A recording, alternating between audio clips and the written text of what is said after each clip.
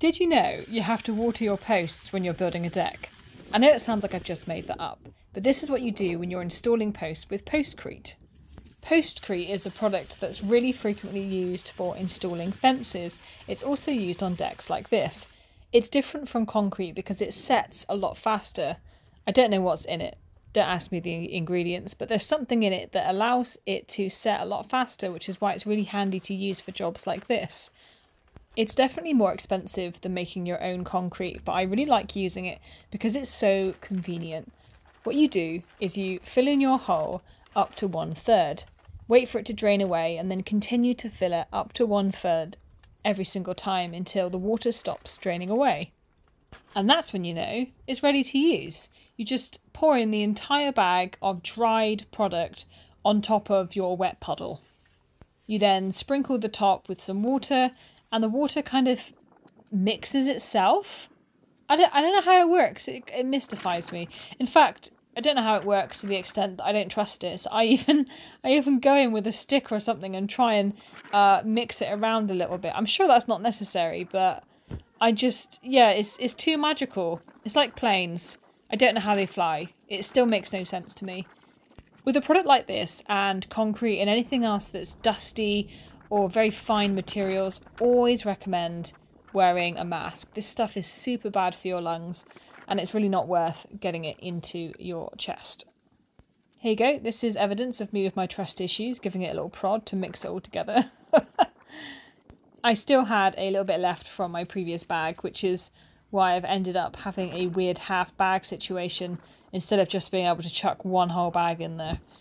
I'd like you to know that I washed my tools straight away. That's right. After I was done, I washed off all of the product off of my tools so that it doesn't stick.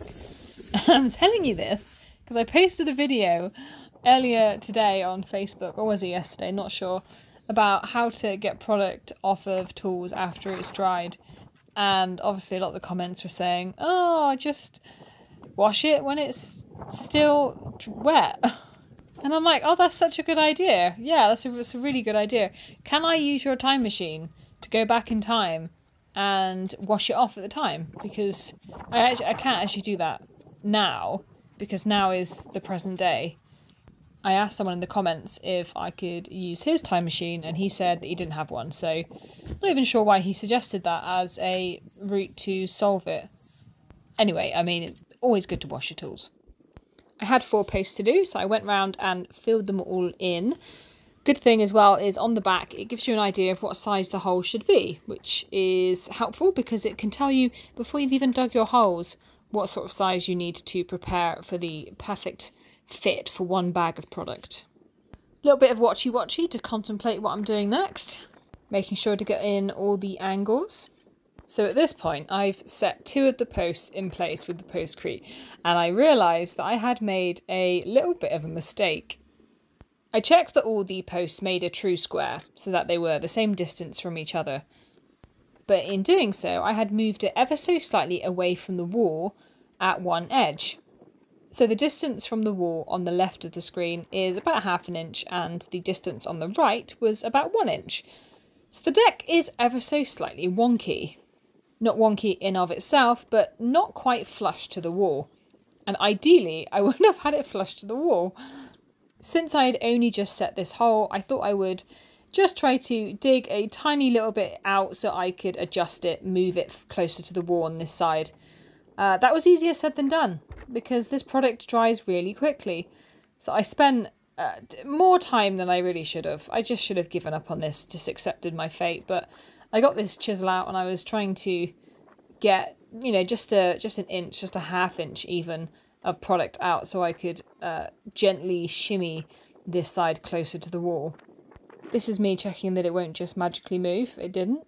I did actually manage to get out, after a bit of time, some of the product and move it maybe 1/4 of an inch, so it was a little bit closer. And it's not really a huge deal. And to be honest, even though it's built, it's really not that obvious at all. Perhaps in a later video I'll show you some after shots so I can show you what it's ended up coming out like. It was by doing this, sort of wiggling it into place, that eventually managed to make it move a little bit. I did ultimately give up and just accept my fate.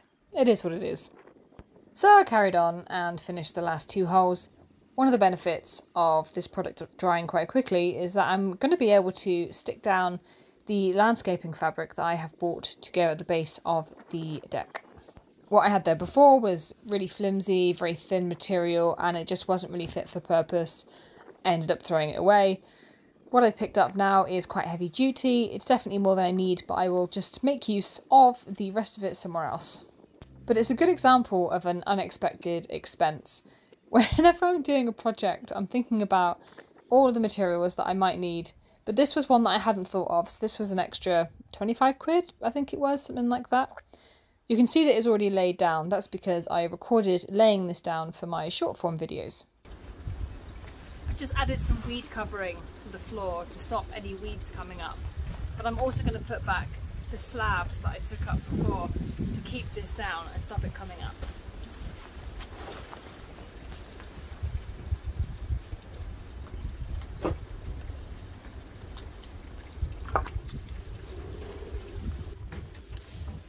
To be able to keep this down, I just used some tent pegs and this mallet. For goodness sake.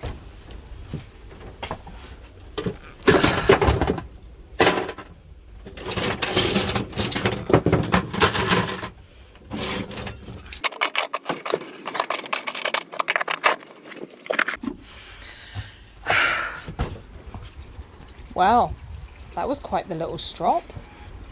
It is annoying when you knock things over, isn't it?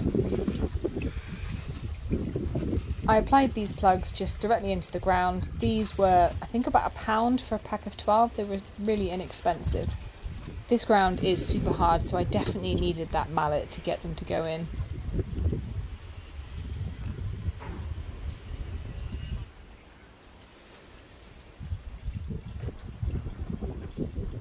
All the decking videos that I've looked at to get hints and tips of how best to build this deck suggested having gravel or stones underneath the deck to hold the fabric down and stop it from moving.